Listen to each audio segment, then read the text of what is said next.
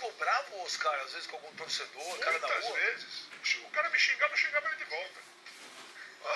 Mas isso no Brasil também ou mais é No Brasil, em Franca, eu tenho uns amigos de Londrina que eles achavam que estavam me xingando.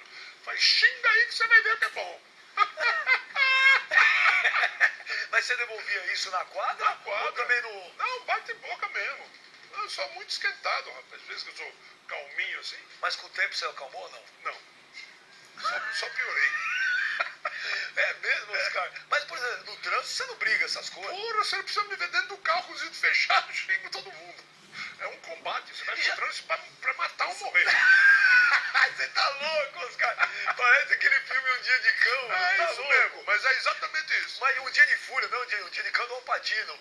Um Dia de Fúria com o Michael Douglas. Ô, Oscar, mas já rolou um dia de um cara te fechar no trânsito com uma coisa? Já. Você sai do carro, quando sai do carro, o cara Sai fala... do carro, Ih, caraca, você Oscar. pode morrer se sair do carro. Peraí. Mas acabou de falar que Mas eu ando com os vidros fechados, xingando todo mundo, os vidros estão fechados, blindados.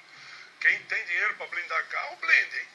Porque já tentaram me assaltar, 2 na moto, sabiam quem eu era e vieram atrás de mim. E meu carro blindado me salvou, os caras deram 2 tiros. Então, essa história aqui, não, gente famosa não assalta e mata. Bandido não quer saber se é famoso ou não é famoso. A maioria tá drogado.